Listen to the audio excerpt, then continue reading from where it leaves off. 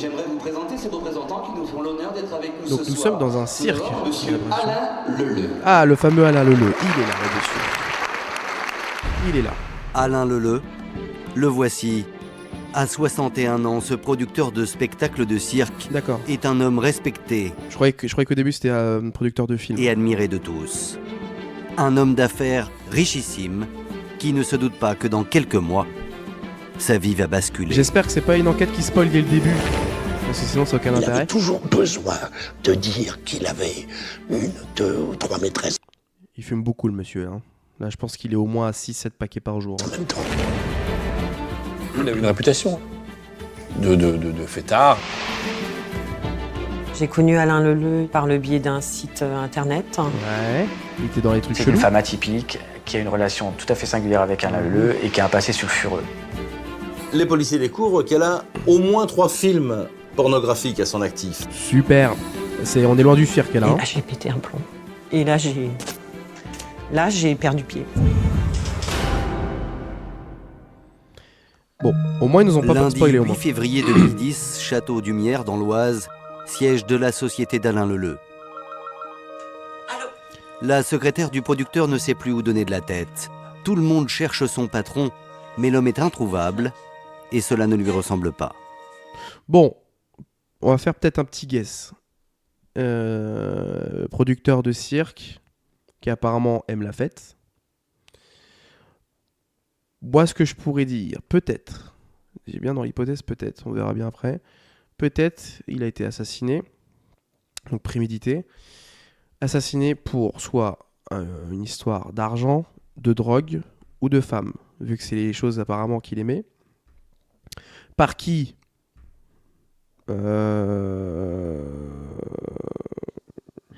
Par qui c'est pas une histoire d'ex-femme, je pense. Quelqu'un peut-être du milieu, ce qui me paraîtrait quand même bizarre, mais ou quelqu'un du milieu qui a engagé quelqu'un pour le tuer, pour une affaire, comme je l'ai dit, de drogue ou autre. On peut aller loin, un proxénète ou n'importe. Oui. On va voir Si vous voulez, ça. c'est un homme d'affaires, on sait toujours où il est, il passe sa vie au téléphone et il se passe pas 37 secondes sans qu'il passe un coup de fil. Son boulot, en gros, c'est de trouver des spectacles et de les vendre. Donc il est traçable. On De les sait où il est. fabriquer et de les vendre. La secrétaire d'Alain Leleu a appelé la terre entière et personne dans son entourage n'a de nouvelles. Même son meilleur ami, Jean-Claude Toussaint, un agent immobilier de 63 ans. Ah oui, le monsieur qui fume beaucoup. Effectivement, il y avait de quoi penser au pire, quoi, parce que c'était tout à fait anormal qu'il reste 2 jours. Ah bah 3 oui, jours effectivement, surtout pour un homme d'affaires. téléphoner. Il pense qu'il lui est arrivé quelque chose de grave parce qu'il a une vie, il dort pas beaucoup, il fait des centaines de milliers de kilomètres par an. Il y avait un peu cette fatalité de dire un jour, il arriverait quelque chose. Oui, parce qu'il Alors, fréquentait des milieux Qu'est-il arrivé au producteur de cirque Alain Leleu? pas fréquentables. Hein. Alain Leleu, où est-ce que tu es? Le 19 février 2010. Cela fait maintenant 10 jours que personne n'a de Oui, nouvelles bon, d'Alain voilà, Leleu. il a clairement été enlevé. Ce sont les ou autre chose, policiers de la sûreté départementale de Chartres qui prennent l'enquête en main. Car la secrétaire de l'homme d'affaires a révélé que juste avant de disparaître, Alain Leleu aurait passé le week-end des 6 et 7 février à Champfol, dans la banlieue de Chartres. Il se serait rendu chez une certaine Alexandra Nicolas. Immédiatement, les enquêteurs décident d'aller rendre visite à cette mère célibataire Ce de qui est 37 normal. ans. Donc c'est le dernier lieu où il aurait été aperçu. Nous souhaiterions vous interroger au sujet. On est venu me voir. Ah, voilà, on peut rentrer. Je vais faire rentrer. Cet homme, vous le connaissez? Oui, c'est Alain. C'est Entrez. Alain Leleu, exactement. Aux policiers, On a le droit à des reconstitutions, ça c'est pas mal en vrai pour se plonger dans l'histoire. Alexandra Nicolas affirme qu'Alain Leleu l'a quitté le dimanche 7 février au soir. D'accord. Depuis, elle n'a plus une nouvelle.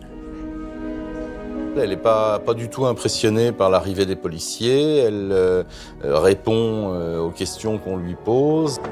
Ouais, Alexandra normal, quoi. explique aux enquêteurs qu'Alain Leleu est un ami, rencontré il y a une dizaine d'années lors d'un entretien d'embauche. Ok, donc ils se connaissent bien. Elle avait passé un entretien avec lui, elle a été embauchée, le contrat de travail a duré quelques années. Alain Ok. Leleu a offert à Alexandra, alors sans travail et seul avec sa fille, l'opportunité de s'en sortir. Ils ont peut-être été sûrement amants, j'imagine. Et c'est là qu'il m'a dit, Peut-être, moi, moi j'ai une entreprise, je peux t'embaucher et tu peux avoir une autre vie que celle que tu es en train d'imaginer là. C'est sympa, c'est gentil. Avec le temps, Alain Leleu est devenu plus qu'un ami pour Alexandra. Voilà, bingo. Bon, En après, tout c'était cas, c'est ce prévisible. qu'elle affirme. C'était prévisible. Elle explique en réalité qu'Alain Leleu n'est pas son amant. Elle dit simplement que c'est un ami intime, qu'ils Oui, se connaissent plus. depuis longtemps, une dizaine d'années, et qu'ils ont une espèce de relation filiale, une sorte d'amour platonique. Oui. Alain, moi je l'ai jamais embrassé, on s'est jamais tenu la main, on avait des gestes affectueux, on se disait bonjour, on se faisait la bise. Face Il y a geste affectueux et geste affectueux. La bise, c'est pas un geste affectueux, ma grande. Hein. Attention. aux enquêteurs, la jeune femme explique sans détour qu'Alain Leleu est arrivé le vendredi soir vers 18h pour passer le week-end, comme ils en ont l'habitude. Alain, il arrive crevé comme à chaque fois qu'il arrive parce qu'il a fait 2000 km en presque 24 heures, donc il Bizarre est leur fatigué. relation quand même. Ah, merci. On s'occupe un petit apéro, on ouvre une bouteille de vin, Non, non, promis. Tiens, moi j'espère qu'on va parler autre chose que du boulot. on regarde la télé, les infos. C'est une soirée vraiment banane. Hein. Il me raconte un peu ce qu'il a fait, ce qui va pas. Et voilà, et puis c'est tout. Ouais, je débarrasse les verres et j'arrive. Mais il y a quelque chose qui va pas en fait. A dit que ils ont des gestes affectueux, bise, tout ça. Oui, mais ils dorment ensemble. À partir de ce moment-là, c'est plus qu'un ami. C'est soit t'es un sex friend, soit t'es en couple avec. Donc il y a un truc dans son discours qui est bizarre. Alexandra précise qu'elle n'a rien noté d'anormal dans le comportement d'Alain Leleu ce soir-là. Ah bah ça va faire du bien. Tu m'étonnes. Petite pipe. Non, je rigole. Tu m'étonnes. Le lendemain, on est samedi, une journée, une matinée en tout cas assez banale. Elle s'occupe du ménage, enfin voilà, elle fait du repassage. Et d'après Alexandra, le producteur serait reparti le dimanche, en début d'après-midi. D'accord. Elle dit l'avoir quitté à 15h en bonne santé et qu'il était effectivement, elle confirme qu'il est venu la voir, qu'ils ont passé le week-end ensemble, enfin une partie du week-end ensemble, et qu'il n'y a rien d'autre à signaler. Pour autant, Exemple. les policiers décident de perquisitionner la maison de la jeune femme. C'est normal, c'est la dernière personne à l'avoir vu en vie. Normal. Et sachant qu'ils étaient amis plus ou comme elle dit, je sais pas, avec des gestes affectueux, c'est normal. Ils veulent être certains qu'Alexandra ne leur cache rien. Et forcé de constater qu'ils ne découvrent dans la maison aucun élément susceptible d'étayer le moindre soupçon à l'encontre d'Alexandra. Ni dans la maison, ni même dans son entourage proche. En effet, les policiers interrogent les voisins. Et pour tous, Alexandra est une voisine agréable et sans histoire. Ouais, ou après. Vous lui avez déjà parlé? Moi, j'y ai parlé 2 fois. Et donc elle vous a fait quelle impression? Une bonne impression. Bonne impression? Oui, Ouais. oui. Oui. Et J'avais rien à dire de mal sur elle. Rien à signaler donc. Bah là, à ce stade-là, c'est soit tu te dis, soit c'est elle qui l'a tué, genre elle est juste hyper bonne menteuse, soit il a eu un accident, il s'est planté tout seul, il est perdu dans un paysage, dans une forêt, soit en rentrant chez lui ou sur la route, il s'est fait enlever, il s'est fait tuer. Il y a plein d'hypothèses là. On n'a pas assez d'éléments encore pour. Faute d'éléments, les policiers abandonnent cette piste. Mais ce qu'ils ne savent pas encore, c'est qu'ils n'en ont pas fini avec Alexandra Nicolas. Ouais, c'est bizarre. Laze. Il y a des trucs contradictoires quand même dans ce qu'elle dit. Les jours passent. Pour moi, c'est et elle, avec eux l'angoisse avec des grandit. médicaments, mais plus tard. Cela fait maintenant près de 15 jours. C'est possible. Mais après, ce qui me fait bizarre, c'est qu'elle est là, il l'interview. Donc c'est qu'elle est pas en prison, la petite. Donc c'est aussi ça, cet indice, c'est qu'il l'interview et du coup, ça me semblerait bizarre qu'ils interviewent le potentiel criminel, tu vois. Donc, mais ça peut être possible en vrai, mais il y a un truc louche avec elle. Qu'Alain Leleu n'a pas donné signe de vie. Et l'inquiétude des policiers quant au sort du producteur de cirque va monter encore d'un cran. Ah oui, tu m'étonnes. En effet, les 2 téléphones du disparu n'émettent plus aucun signal. Et cela depuis le dimanche 7 février, Donc les téléphones en fin sont- d'après-midi. Les téléphones sont éteints du coup. La dernière localisation permet juste de confirmer qu'il était bien à Champfol, chez Alexandra, comme celle-ci l'a déclaré. Ah, ça commence à faire beaucoup d'éléments quand même pas mal. Et là, c'est force ça, est de constater qu'il n'y a rien. C'est-à-dire qu'il n'a plus fait d'achat avec sa carte bleue, il n'a plus passé d'appel depuis ses téléphones portables, et son badge d'autoroute n'a pas fonctionné. Donc Alors là, ça qu'ils sent n'ont le rien. kidnapping. La chance va enfin sourire aux policiers grâce à la voiture du producteur. Une Audi Q7, un 4x4 de luxe équipé d'un GPS. À partir d'un GPS, on peut non Retracer. seulement déterminer où elle se trouve, mais en plus refaire a priori tout le trajet que le véhicule a pu faire. Là, ça va être intéressant de Il est là, savoir. d'accord. La voiture se déplace. Hop. Voilà. On retrouve la trace et la traçabilité de cette voiture qui part de Champfol et qui nous mène jusqu'à Orléans. La voiture d'Alain Leleu Pas loin de chez est moi. localisée très précisément dans le centre-ville d'Orléans, Ah, près de la d'accord. gare SNCF. Ok. Le 24 février 2010, les policiers du SRPJ d'Orléans découvrent le 4x4 sur un parking. Garé. Le vé- Garé. Donc pas de kidnapping, pas d'enlèvement, rien. C'est là, c'est voulu à mon avis. Ça se trouve, il a pris le train pour se barrer quelque part et ça se trouve, il y arrivait quelque chose entre temps. Le véhicule est parfaitement garé Ou alors, ça et peut les être- policiers ne constatent aucune trace d'effraction. Ou alors, je suis désolé de couper, mais bon, je réagis. Ou alors, c'est le fameux criminel, il a déjà tué le monsieur Leleu. Et pour brouiller les pistes, il a été garé le véhicule tranquille pour dire c'est pas un enlèvement, il s'est rien passé. Ça peut être aussi ça. Étrange, que fait la voiture d'Alain Leleu ici?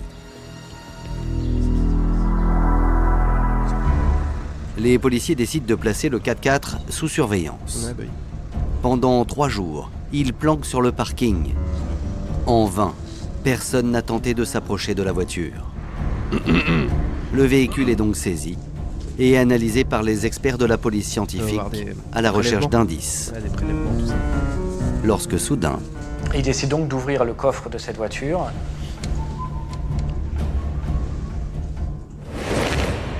Mais non. Là, ils font la macabre découverte. le corps d'Alain Leleu gît dans le coffre, enveloppé dans un drap rose. Bon, Le froid l'a conservé et empêché toute odeur pestilentielle. Le producteur de cirque a donc été assassiné. voilà. Donc celui qui a fait ça, il connaît. Faut connaître un minimum, mais le froid, oui, effectivement, conserve. Ça ralentit la décomposition. Ça conserve les tissus. Donc du coup, les tissus ne nécrosent pas. Et il n'y a pas d'odeur. C'est pas con. C'est pas con. Et dans sa propre voiture, faut culotter pour faire ça. Le mettre dans son propre coffre, le garer, c'est pas con. Yo, mon petit Big Show, comment ça va? C'est un jeune voyou. Oui, effectivement, ouais, c'est un jeune voyou. Non, je sais pas, là, je sais pas. Faut voir. L'autopsie du corps va permettre de déterminer les causes de la mort. Alors, dites-nous tout. Alain Leleu a été étranglé. Des marques Décès par asphyxie mécanique secondaire. Un traumatisme majeur de la zone laryngée. Type coup ou pression nécessitant l'intervention d'une tierce personne. Quelques traces de traumatismes faciaux et hématome de l'occiput. Un hématome au niveau du biceps gauche évoque une lésion de prise. Bon. Alain Leleu, oui, j'ai dit que je ne ferai pas de vanne dessus. C'est facile, je ne ferai pas de vanne dessus. Par respect déjà pour le monsieur qui est décédé, déjà, qui s'est fait assassiner. Et c'est facile, mais c'est pas de ma faute, j'ai pas fait exprès, bref. Donc ce qui veut dire déjà qu'il y a eu des coups. Il y a eu des coups au niveau de la face. Et un hématome au niveau de l'occiput. Donc oui, il y a bien eu des coups. Décès par asphyxie mécanique secondaire. Ok, donc il a été étranglé, strangulé. de griffures sont retrouvées à l'arrière de ses 2 mollets, ce qui signifie probablement que son corps a été déplacé. Tout à fait. Le cadavre a été bougé et sans doute dans un laps de temps assez éloigné de la mort.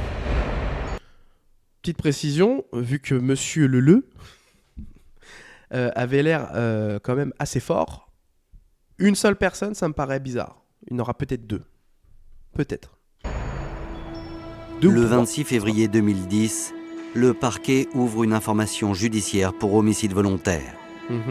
Oui, parce que pour l'instant, c'est pas L'enquête est confiée à la brigade criminelle d'Orléans et prend alors une toute autre ampleur. Des moyens d'investigation très importants sont mis en place. On a découvert un corps, il s'agit de trouver rapidement qui est le meurtrier.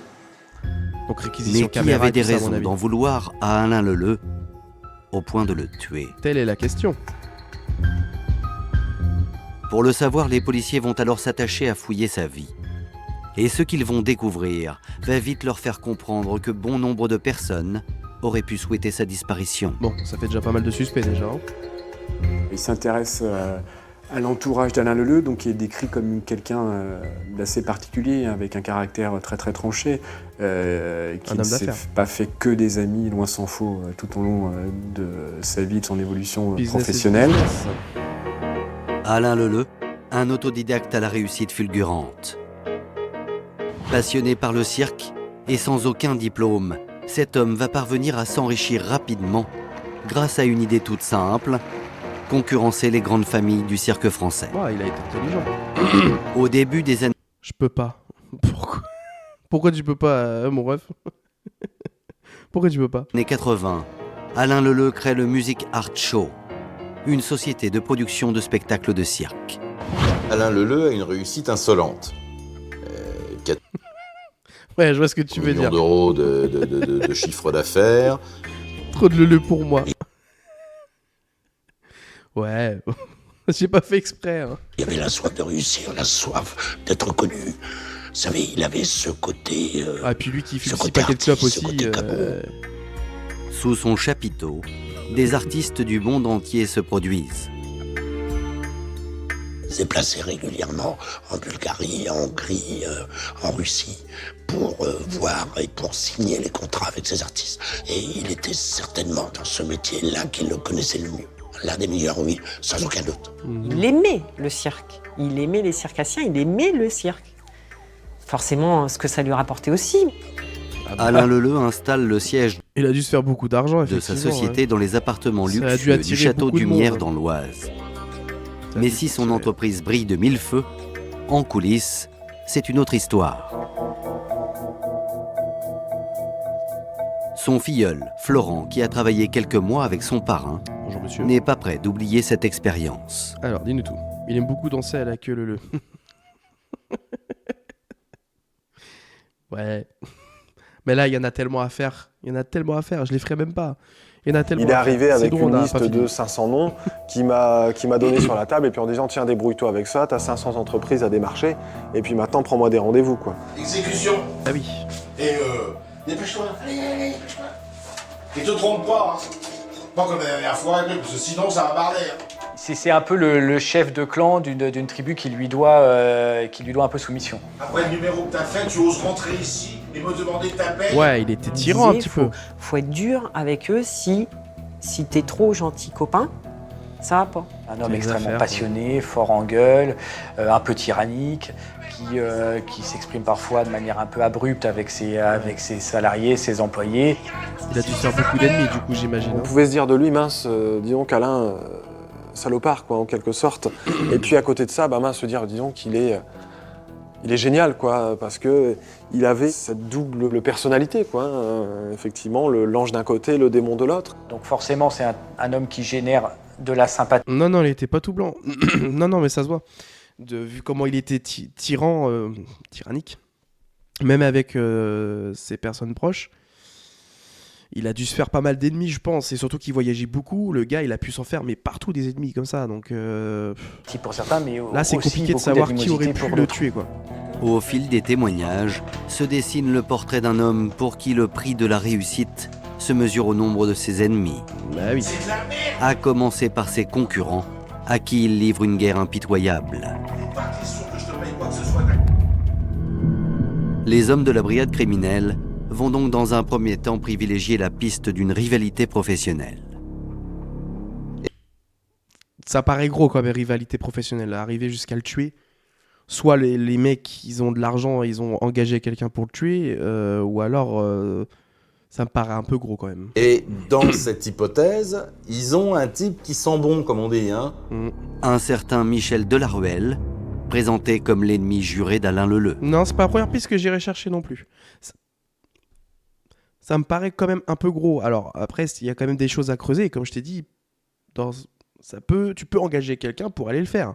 Dans ces milieux-là, surtout qu'il y a de l'argent et que c'est chaud de se le faire soi-même. Genre un autre patron de cirque qui va tuer un autre patron de cirque, ça me paraît bizarre.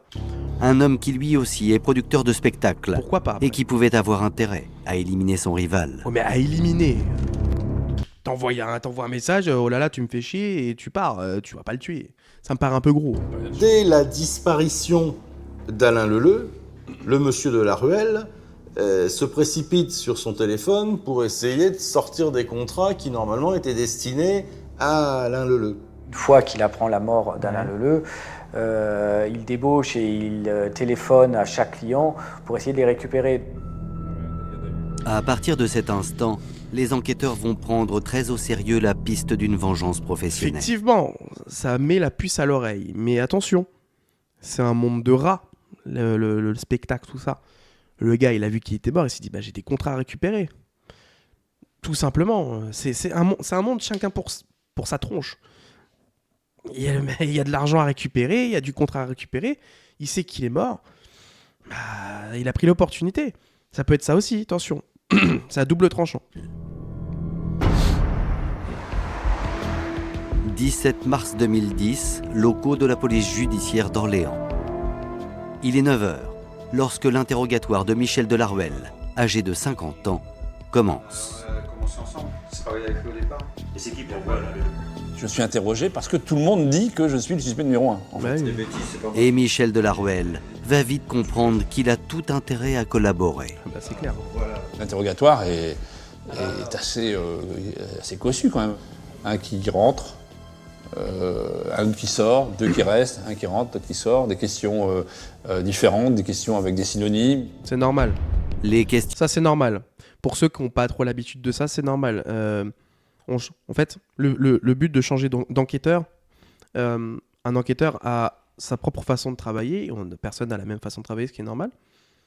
Et le fait de changer les questions, mais de changer peut-être quelques mots, changer des synonymes, c'est savoir déjà si le mec, déjà, il ne ment pas.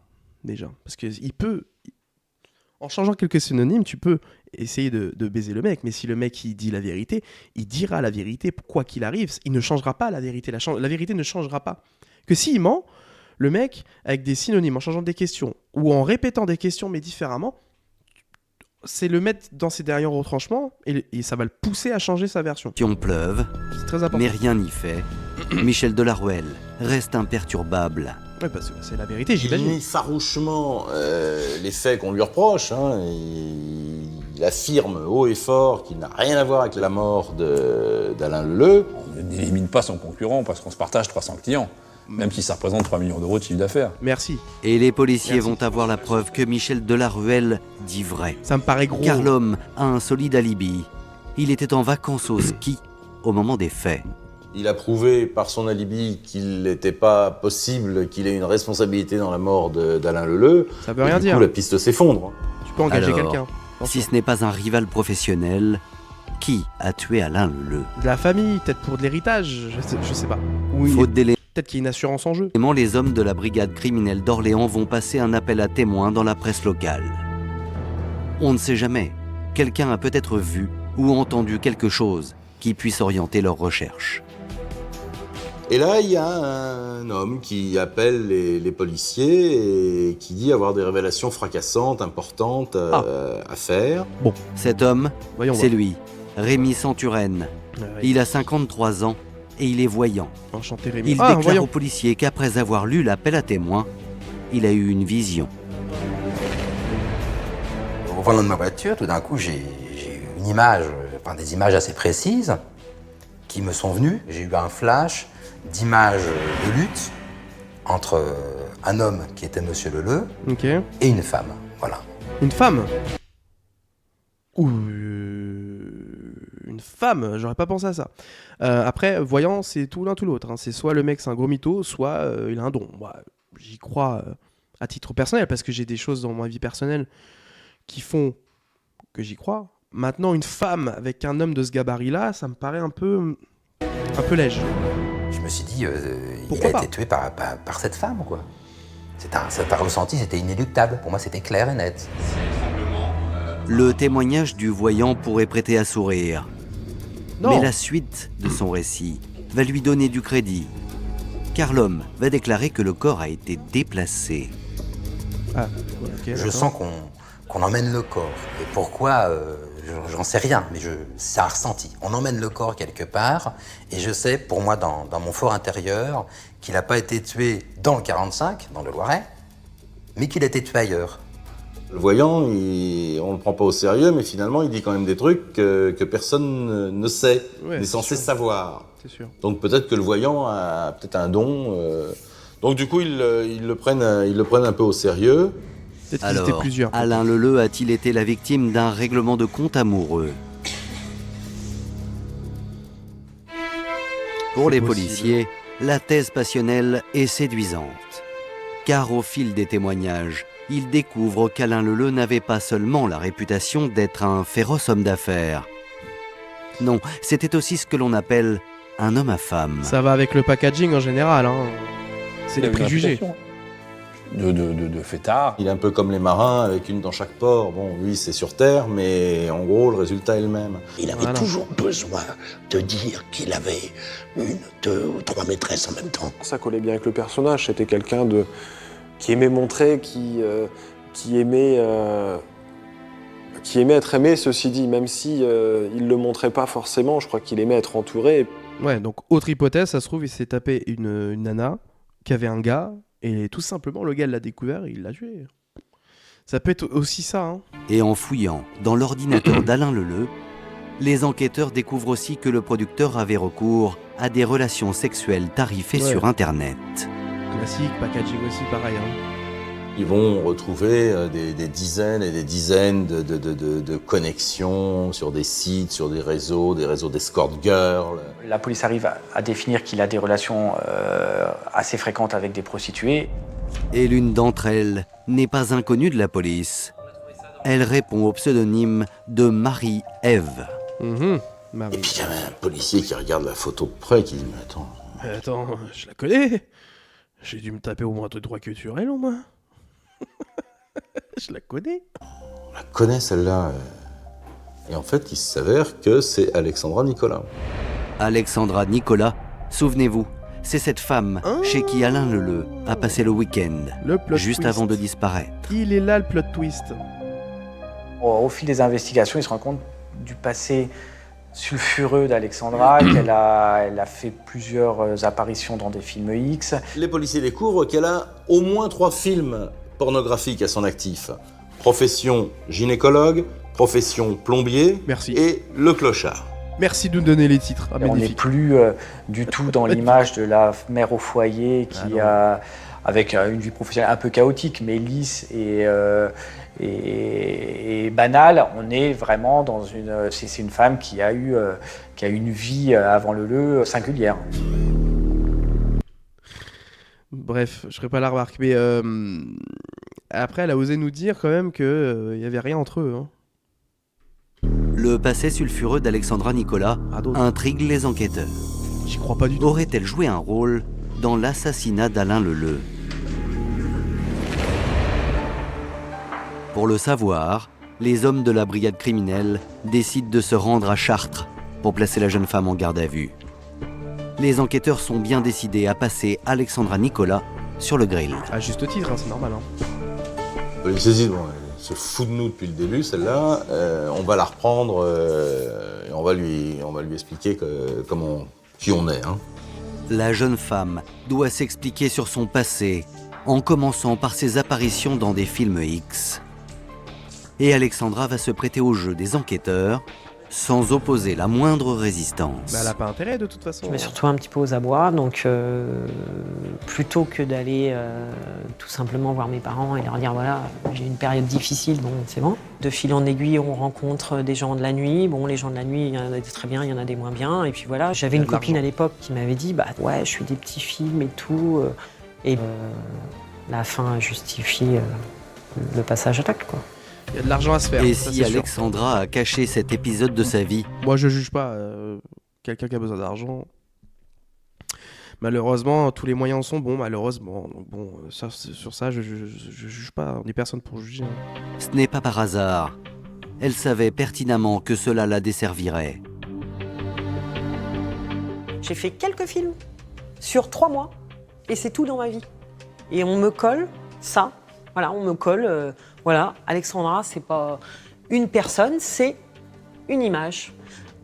Et Alexandra, elle est grande, elle est blonde, alors c'est forcément une pouffe. Elle explique très clairement le fait d'avoir tourné des films porno parce qu'elle a besoin de subsister, parce qu'elle a besoin de vivre, de gagner de l'argent. Donc elle a fait ça quelques fois, et puis ensuite elle a laissé tomber, et elle s'est concentrée sur l'escorting, donc en gros la prostitution, quoi.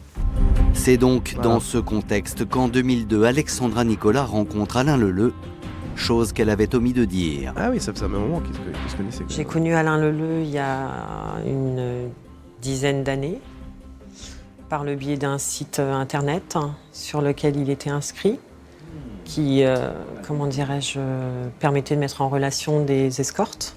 C'est comme ça que j'ai connu. Donc on s'est donné rendez-vous, enfin il m'a donné rendez-vous un jour, je m'y suis rendue et c'est là que j'ai fait sa connaissance au restaurant. Ça fait pervers Et quand on Alain le met en Leleu reconstitution. s'avère être un client pas tout à fait comme les autres. Il m'a pas regardé comme un monsieur qui attendait quelque chose. Alexandra est à l'aise avec Alain Leleu. Elle s'épanche, raconte sa vie et l'homme d'affaires semble bouleversé. À la fin du repas, il m'a dit « T'as rien à faire là, quoi. T'es bien élevé, t'as fait des études. » Ça veut rien dire. Même quelqu'un qui est bien élevé et qui a fait des études peut tomber dans ça. Malheureusement, on ne connaît pas la vie des gens. Tu peux faire autre chose. Et puis en plus, t'as pas le profil, quoi. C'est pas toi. En gros, elle a rencontré Alain Leleu par le biais des petites annonces d'escorting. Et l'histoire est née comme ça. Et là où elle ne dit pas que des mensonges, c'est qu'elle a effectivement travaillé avec lui. Sauf que bon, c'est à l'envers, quoi. Hein. Et c'est ainsi qu'à partir de 2002, Alexandra décroche un travail. Et grâce à lui, du coup. Elle devient l'assistante du producteur. Elle le suit dans toute la France, au gré de la caravane du cirque. Après, elle a peut-être senti le bon filon aussi. Hein. Elle s'est dit, le mec, il a de l'oseille, il est bien placé dans le business. Il y a un truc à prendre, quoi. Je suis allée sur les spectacles, il m'a donné parfois des missions, souvent les photos, parce que moi j'adore la photo. Voilà, il m'a tendu une perche et je l'ai saisie tout de suite. Je sais pas dans quel sens, madame, mais bon, je peux pas savoir. Et comble du bonheur, la fille d'Alexandra fait elle aussi partie du voyage. Vous imaginez, on a la tête d'une petite fille, c'est la fête. C'est Disney Open Bar, il connaît tout le monde, donc il paye rien, il y a des entrées partout. Ma fille, elle éternue, elle a une pluche. Je veux dire, voilà, c'était pour elle, c'était... Ouais, bah c'est sûr. Hein. Et Alain Leleu ne s'arrête pas là. En août 2008, il achète la maison de Champfol pour y installer Alexandra et sa fille.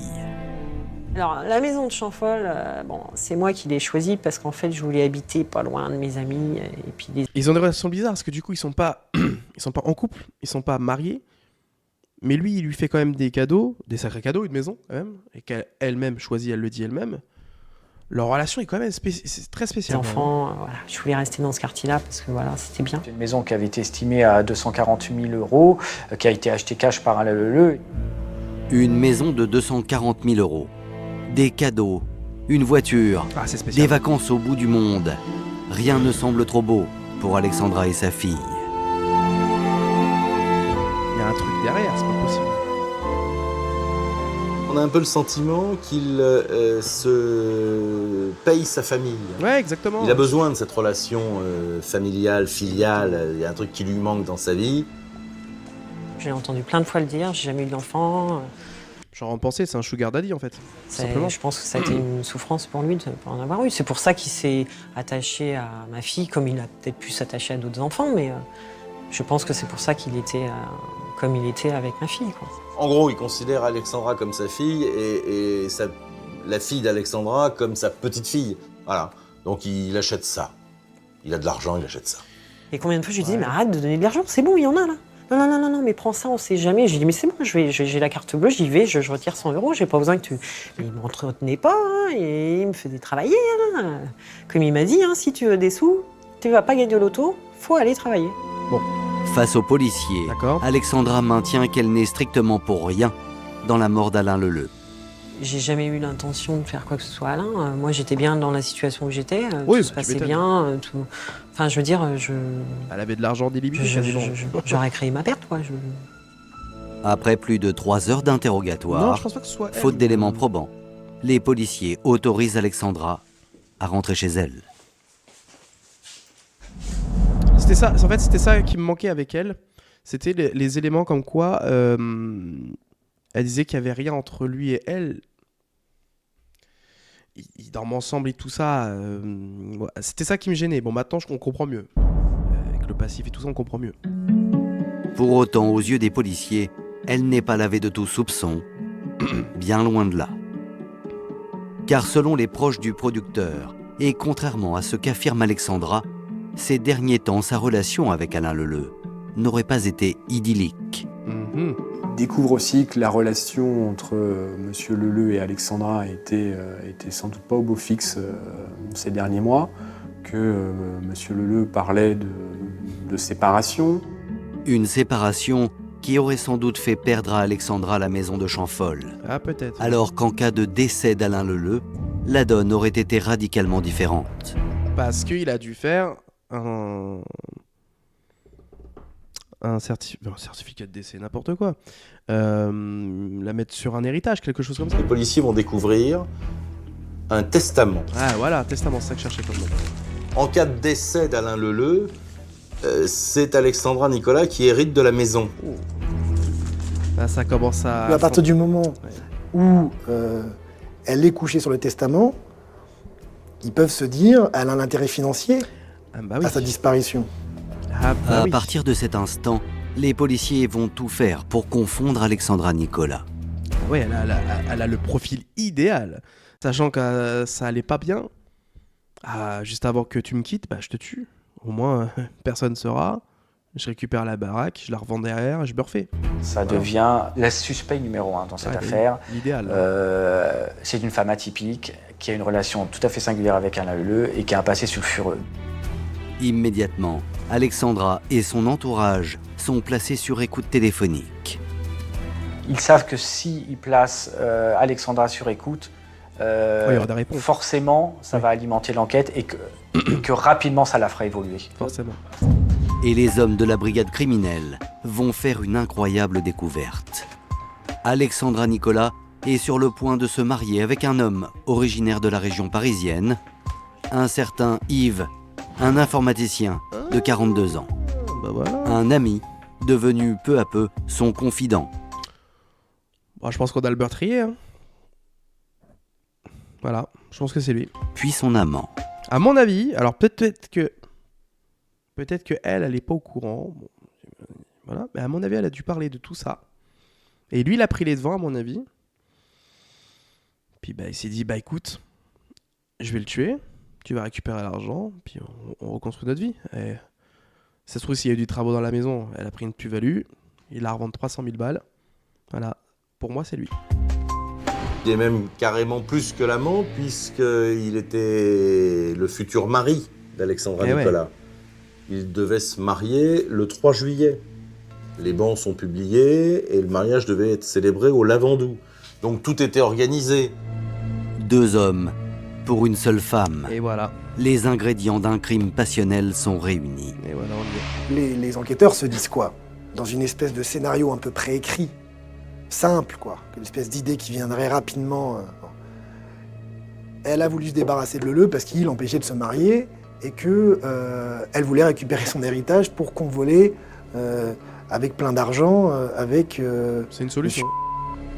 Alors, Alexandra Nicolas aurait-elle fait disparaître Alain Leleu, devenu trop gênant?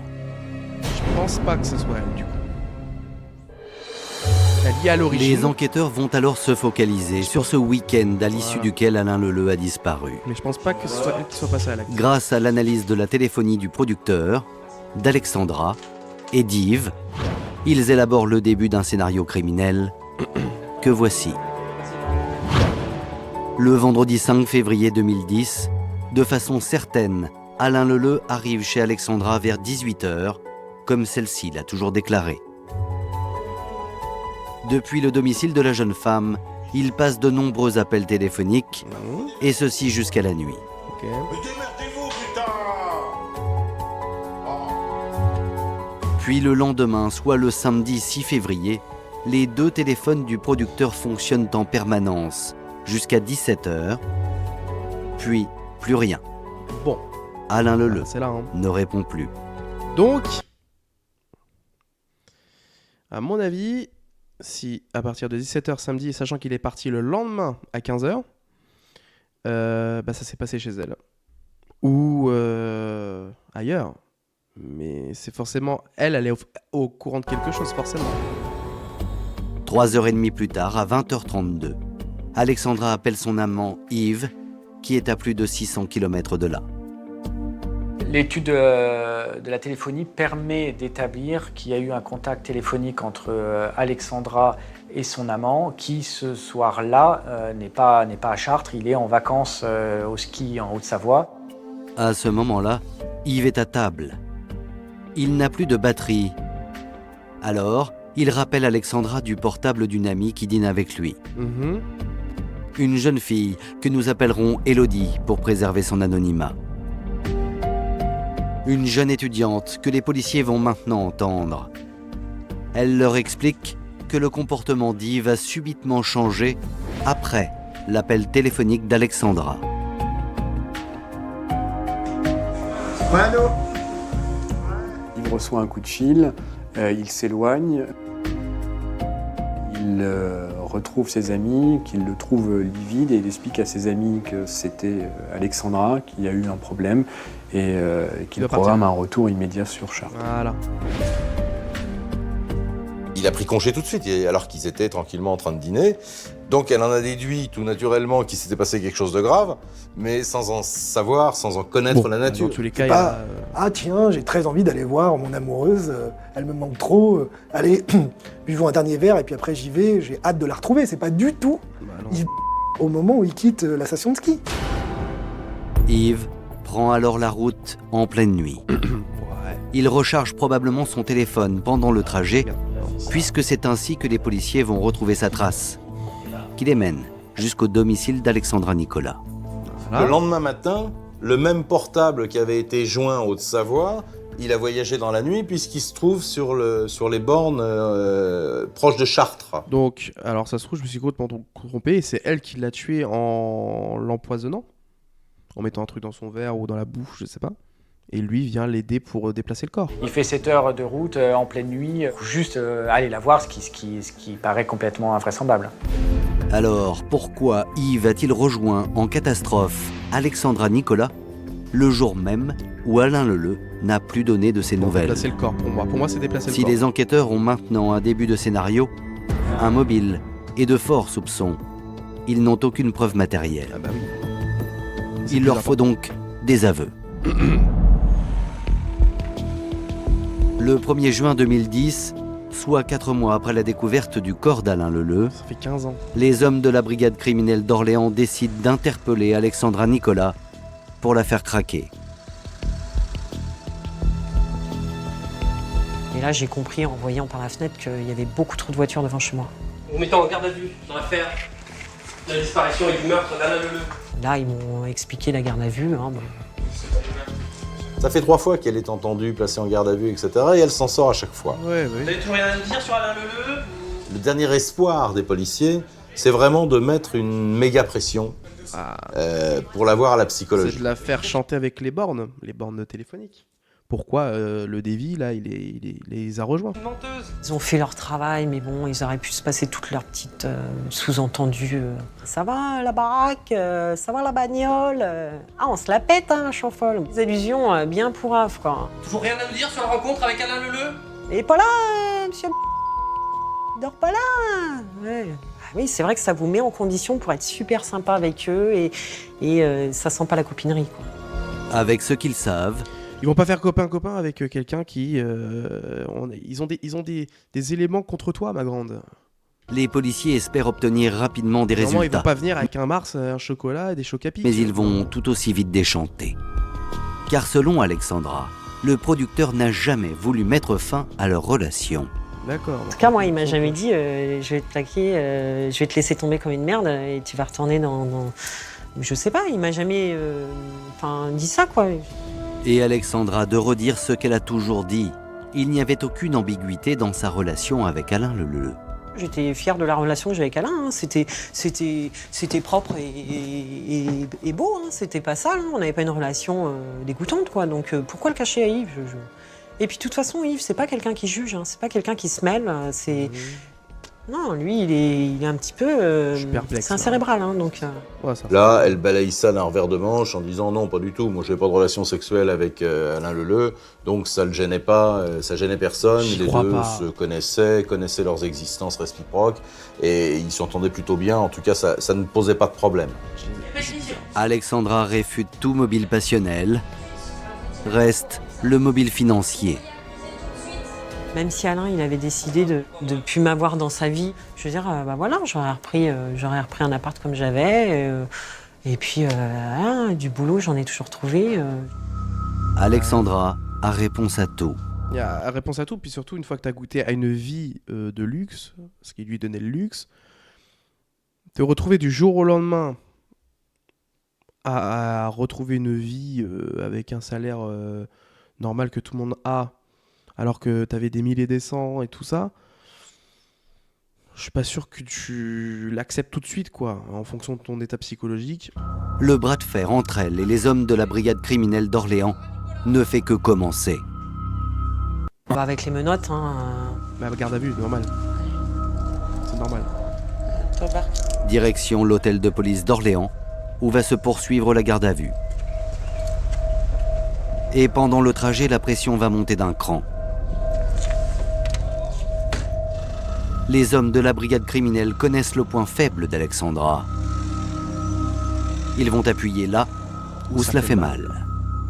Il me met la pression, il s'assoit derrière avec moi. Vous allez vous amuser à nous prendre pour des cons pendant encore longtemps? Il me dit, vous êtes très forte. Il m'a dit, franchement, vous êtes très forte. Il m'a dit, c'est fini, hein. Je vais vous plier. Et il me dit, vous savez comment je vais vous plier? Eh ben, votre fille. Qu'est-ce que vous voulez qu'elle devienne, cette petite qui a fini Saladas? Elle retourne avec son père? Sujet tabou, quoi. Donc déjà, je dis, waouh, ils sont durs.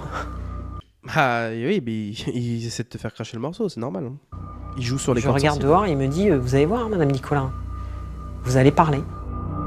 Et Alexandra n'est pas au bout de ses peines, car au commissariat l'attend une très mauvaise surprise. Oula. Mardi 1er juin, il est 15h30, lorsqu'Alexandra arrive dans les locaux de l'hôtel de police d'Orléans. Ils vont la faire passer par le dédale des geôles où on met les détenus, enfin les gardés à vue. Et lorsqu'elle passe, et ils le font exprès devant cette rangée de cages... Je vois une geôle numéro je sais plus combien, avec marqué en rouge, Yves, homicide volontaire, grand point d'exclamation. Et là, je me dis, putain, mais il a rien fait, quoi. Il n'y a pas à marquer homicide volontaire, quoi. Et je me dis, Yves, il est là, dans le couloir, là. Et là, elle aurait pris un coup de poing dans la figure, je pense que ça lui aurait fait à peu près le même effet. Et elle se dit, mais là, c'est la fin du monde, quoi. Là, ils ont trouvé la solution. Le policier qui l'interroge sent qu'Alexandra est ébranlée. C'est pas bête. Il renforce alors son emprise sur la jeune femme. Et c'est là qu'il a voulu qu'on passe par les escaliers colimaçon tous les deux. Et c'est là qu'il m'a mis la pression. Excusez-moi la parole, La pression glauque, hein. Vous savez, de l'homme qui se colle à ça de votre bouche, qui pue de la gueule et qui vous dit vous faites moins la farouche d'habitude. Hein. Ah, vous faites moins la maline. Hein. Mais il m'a dit vous allez cracher quand même, parce que il m'a dit vous allez parler de toute façon. Donc on va descendre là, mais arrêtez de faire la maline parce que moi je rigole plus. Il m'a impressionné côté méchant, quoi, un coup gentil. Il y a un truc qui me dérange avec cette femme, je sais pas, j'ai du mal à la sentir. Alors même si il s'avérera peut-être que c'est pas elle, qu'elle a rien à voir dedans. Il y a un truc qui me dérange. Un coup méchant. Avec cette femme. Et puis là, il m'a payé une clope, hein. J'avais pas fumé depuis pouf. Et puis il m'a dit, bon alors qu'est-ce qu'on fait? Je lui ai dit, vous me laissez réfléchir, me reposer un peu l'esprit. Et je lui ai dit, je vous parlerai tout à l'heure.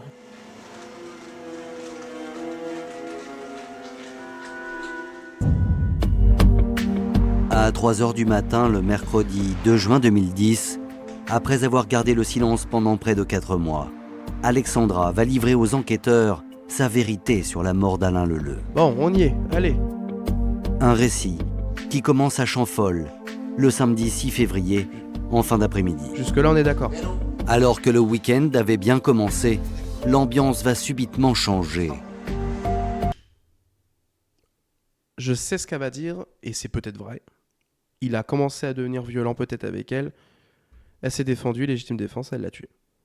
Peut-être. Et c'est peut-être ce qui s'est... Et c'est même peut-être c'est ce qui s'est passé, hein. Peut-être. Hein. Je sais pas. Déjà, c'est un peu plus tendu. Alain Leleu commence à faire des reproches sur l'éducation de la fille d'Alexandra. Un sujet sensible.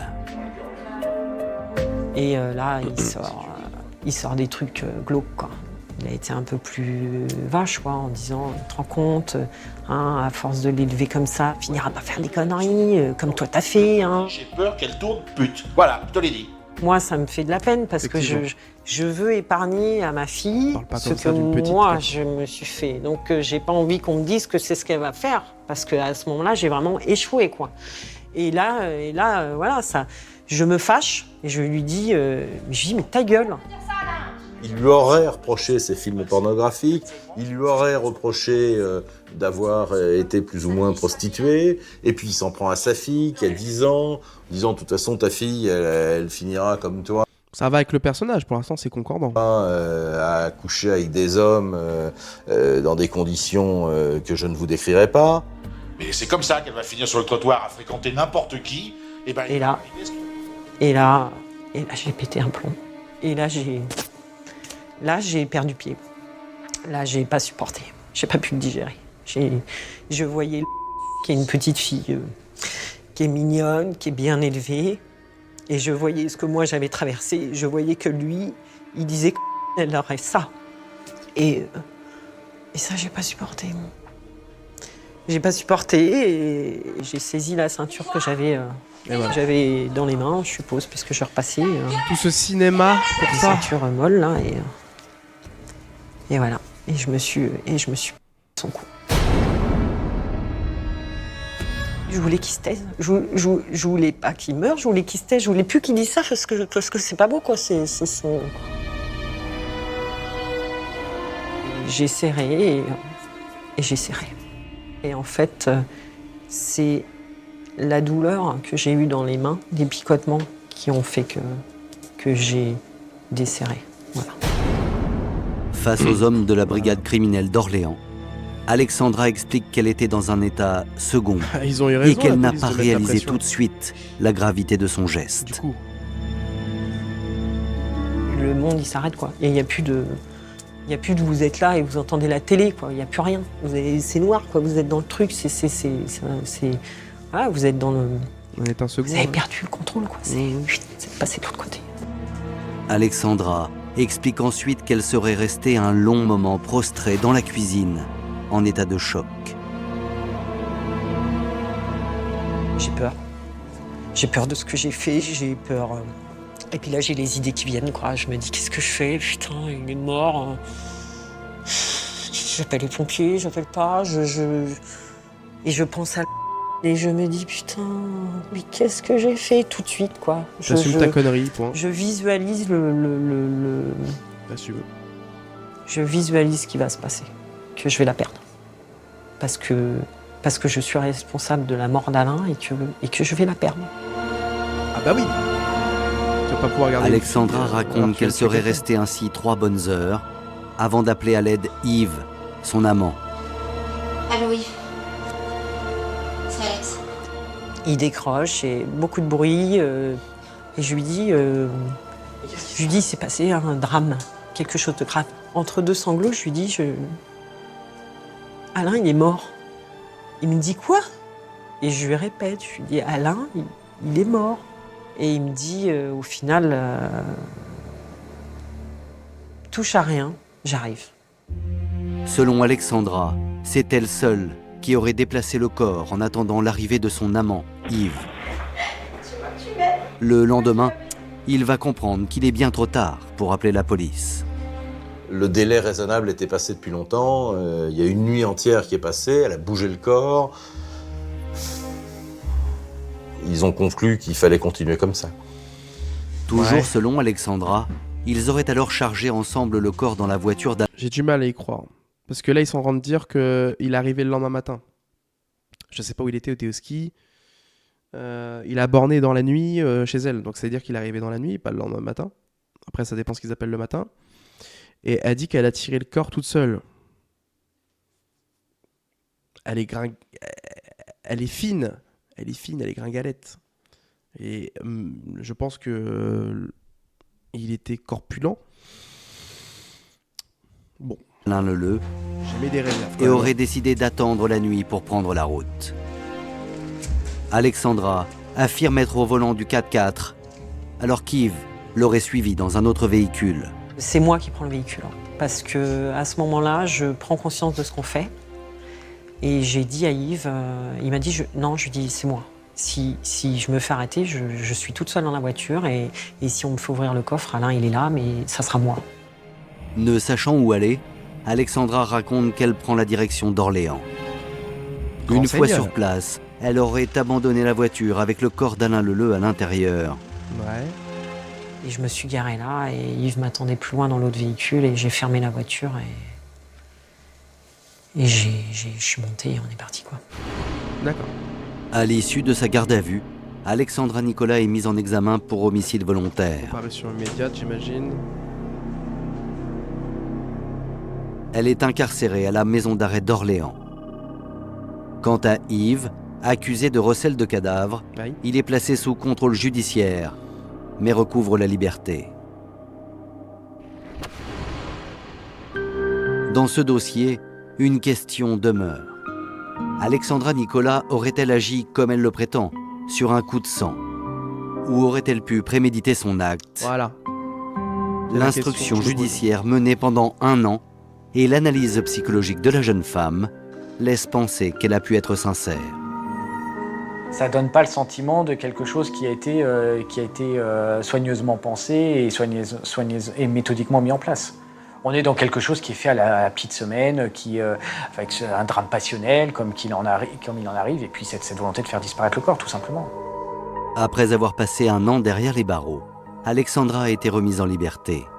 C'est ainsi qu'elle a pu répondre à nos questions. Non.